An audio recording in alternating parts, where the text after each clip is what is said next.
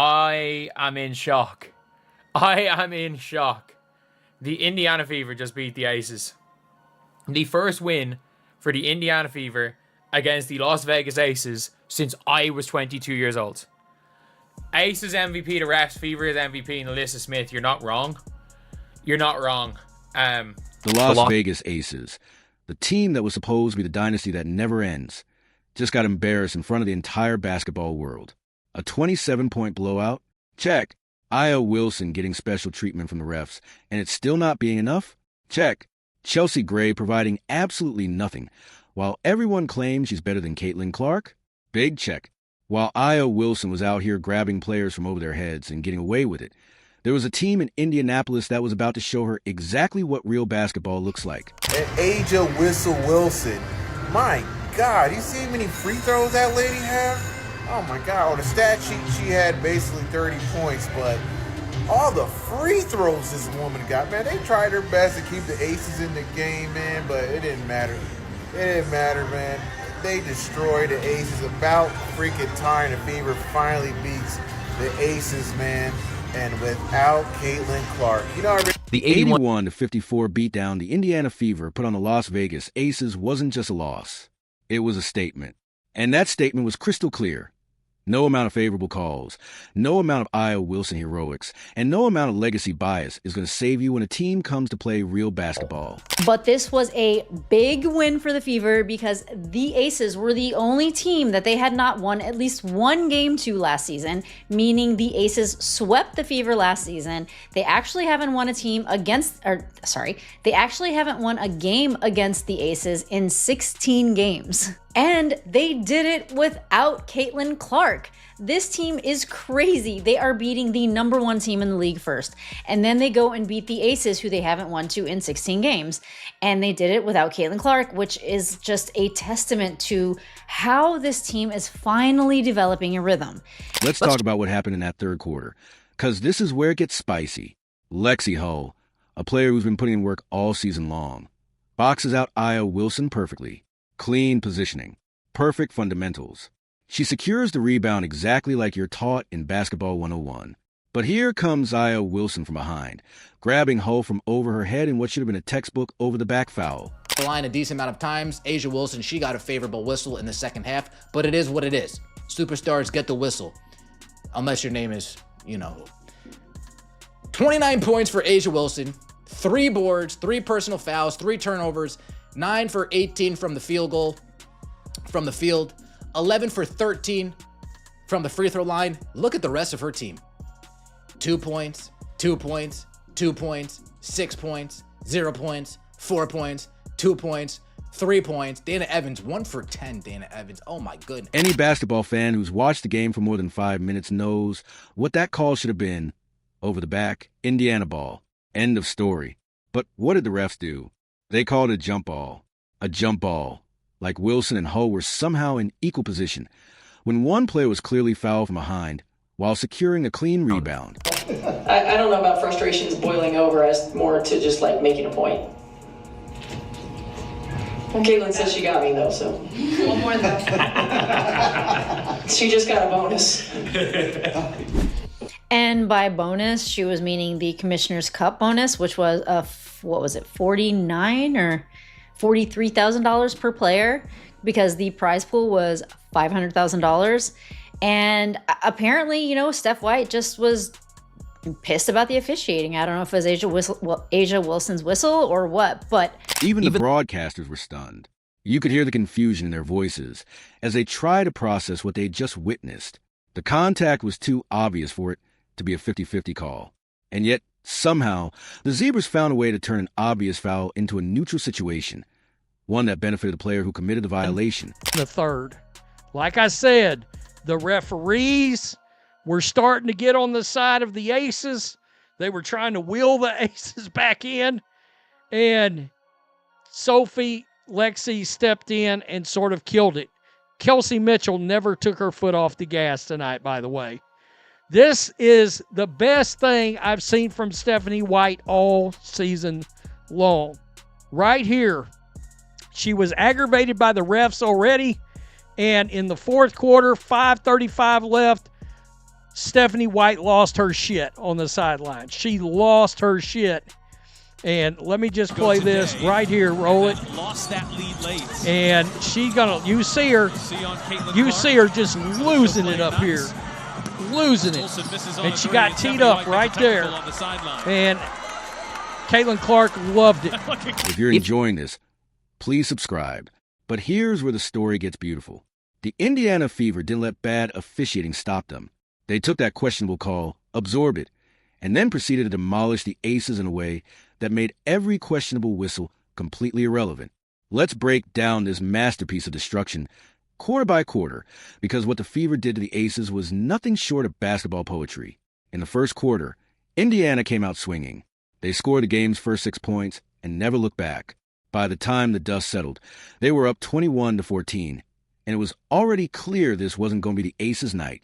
The Fever shot 52.9% from the field, while holding Las Vegas to 28.6%. They dominated the paint 16-4, showing early that they were going to attack the Aces where it hurt most. Really put it on right here. You can see 24 points in the first half for the Aces. I mean, seriously, for the Aces. Points in the paint, 38-20. I mean, it was a dominant win by the Indiana Fever. Second quarter, this is where the Fever stepped on their throats. They outscored the Aces 25-10 in the quarter, shooting an absolutely ridiculous 81.8% from the field, while Las Vegas managed just 23.5%. They went a perfect 6-4-6 from inside the paint, while the Aces could only manage 3 of 13. By halftime, it was 46-24, and the game was essentially over. That's a possession that could have led to another Fever bucket, further demoralizing a Las Vegas team already on the ropes. By calling a jump ball, the officials handed Las Vegas a lifeline. The Aces had a chance to win the tip and potentially swing the momentum. For a moment, it looked like the officiating was about to tilt the game in favor of the defending champs, just as they needed a break. This defense is playing phenomenal. Oh my God, it's night and day. I think that Commissioner's Cup gave them swag. Now they're swagging it out. I never seen Natasha Howard so aggressive in my life. This girl is beasting now all suddenly. She is beast moding right now. And Timpson, the rookie, getting block shots, getting steals. Aaliyah Boston is just murking, destroying Aja Wilson. I got a Wilson. I got a nickname for Aja Wilson, guys. You know what it is? Whistle Wilson. Because this lady's always getting whistles. She's the person with the special whistle, guys. Every freaking time. And then she goes to the free throw line. Freaking free throw merchant. I think she's related to SGA. But anyway, she's not playing that great. For the Fever, this was a classic. Here we go again moment. Every player and coach in the building knew what they had just witnessed. Lexi Hull did everything right and still didn't get rewarded.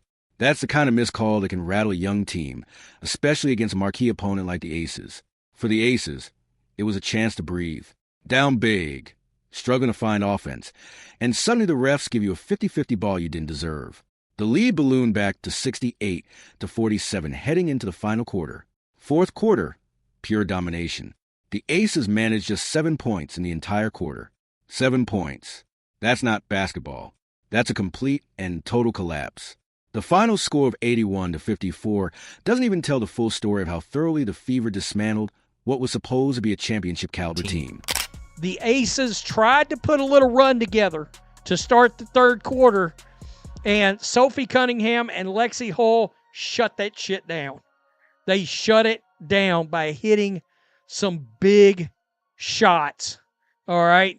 That steal led to the only 2 points that Sophie Cunningham had. But it was big. So right here, let's just start. Let's start Aaliyah Boston right here. That's Sydney Colson to Boston. She's going to drive into the lane. And I've got to tell you, she gave Aja Wilson all she could handle. But let's talk about Aya Wilson's performance in context, because the numbers tell a fascinating story. She finished with 29 points on 9 of 18 shooting and 11 of 13 from the free throw line. On paper, those look like solid numbers. She got to the line 13 times, only 4 fewer than the entire Indiana Fever team. She had a favorable whistle all game long, including that questionable jump ball call. But here's the devastating reality. Aya Wilson scored 29 points, and her team still lost by 27. Think about that for a moment. The supposed best player in the league had what most would call a good statistical night, and it was completely meaningless because the rest of her team was non-existent. I'm about to say some words I never thought I'd say. Free Asia Wilson. Free her now. Not tomorrow, not next week, right now. I never thought I'd say this. If I'm Asia, I'm in that locker room, I'm stripping everybody of their A1s. I'm sure I didn't give y'all these free shoes and y'all gonna come out here and y'all can't even give me more than 5 points. None of y'all, where y'all at? Y'all can't help me out. I'm reigning MVP. I'm bringing y'all these champions. I took a pay cut for some of y'all to be here and you can't give me no points. Really, I'm over here, I have 25 points in the third quarter and you can't give me nothing. After Wilson's 9 of 18 shooting, the rest of the Las Vegas Aces went 7 of 43 from the field. That's 16.3% shooting from everyone not named Aya Wilson. No other Aces player scored more than 6 points. Let that sink in. On a team that's supposed to have championship depth, the MVP candidate was essentially playing 1-on-5 basketball. Speaking of players who were supposed to provide support, let's talk about Chelsea Gray, the player some claim is better than Caitlin Clark. Gray finished with 2 points on 1 of 3 shooting, with 2 assists and 5 turnovers. 2 points. This is the veteran leader who's supposed to run the offense and make her teammates better? Instead, she looked like she was playing in quicksand while the Fever's defense suffocated everything the Aces tried to do. God, with more turnovers than points and assists combined. More turnovers than points and assists combined. We got point God, aka point fraud. And remember, this is probably who the WNBA player said was also better than Caitlin Clark. They said I'm pretty confident they said she was better than Caitlin Clark. Compare that to what Caitlin Clark was doing from the sideline. While Chelsea Gray was out there struggling to score 2 points, Clark was cheering her teammates, providing energy, and being a vocal leader. Even while injured, the camera caught her multiple times, fired up on the bench, celebrating every big play and keeping her team engaged. That's real leadership. The kind that impacts winning even when you can't contribute on the stat sheet. The Fever's performance without their superstar was a masterclass in team basketball. Kelsey Mitchell led the way with 25 points and 6 assists. Aaliyah Boston added 20 points and 7 rebounds. Natasha Howard, the Commissioner's Cup MVP, contributed 11 points and 10 rebounds. This was balanced scoring, unselfish basketball, and championship-level execution. Guys, when did Indiana Fever turn into the best defensive team in the NBA? When? I mean, after that celebration from the Commissioner's Cup, we all thought they were going to come out here a little bit hungover.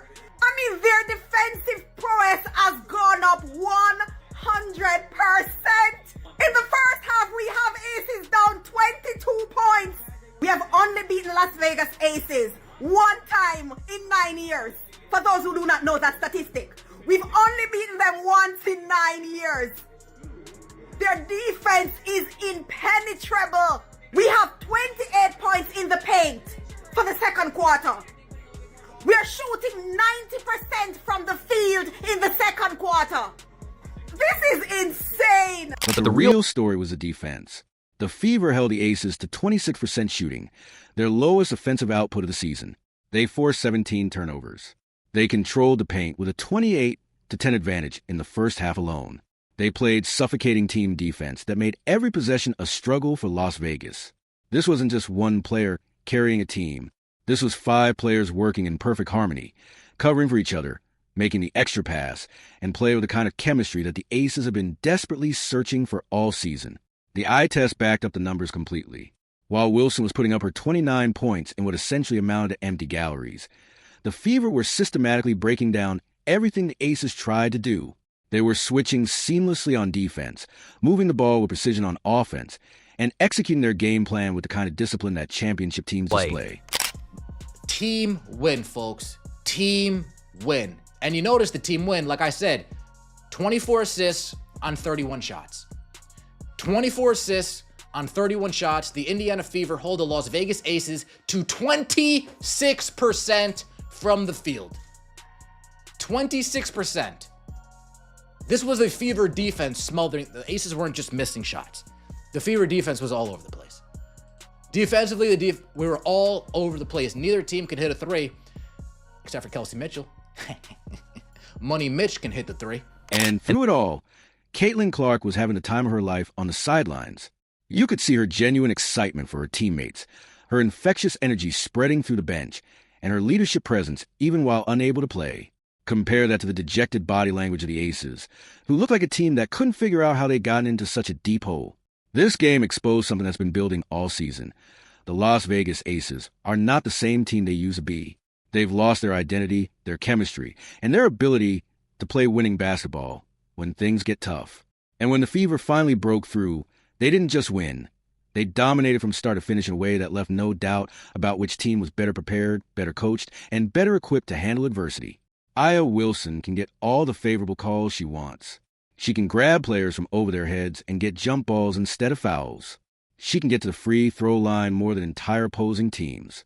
But at the end of the day, basketball is still played on the court, and team basketball still beats individual heroics. CC gang!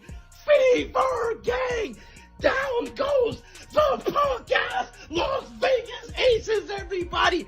Kelsey Mitchell, the road runner, out there dropping daggers with a 25-piece Boston Market with the rotisserie chicken, baked beans, corn on the cob, mashed potatoes, every drink available. The tiny assassin, Harry McDonald, out there slicing through the defense, getting buckets. Asia crybaby ass Wilson, hold this L. You ain't nothing but a free throw merchant, goofy Indiana Fever. That's how y'all ball. I don't know what's going on right now, but y'all got the momentum. We can't wait till Caitlin Clark is back on the floor. The Indiana Fever sent a clear message with this performance. They're not intimidated by reputations. They're not fazed by questionable officiating. And they're not going to back down from anyone. They've got real chemistry, real toughness, and real championship potential. As for the Las Vegas Aces, they'd better figure things out quickly, because this performance showed that they're no longer the team to beat. They're no longer the standard. The Indiana Fever have officially arrived. No Caitlin Clark? No problem. The Las Vegas Aces have officially been put on notice. All the favorable calls in the world won't save you from superior team basketball. Welcome to the new WNBA hierarchy. The Fever are in town, and they're not going anywhere.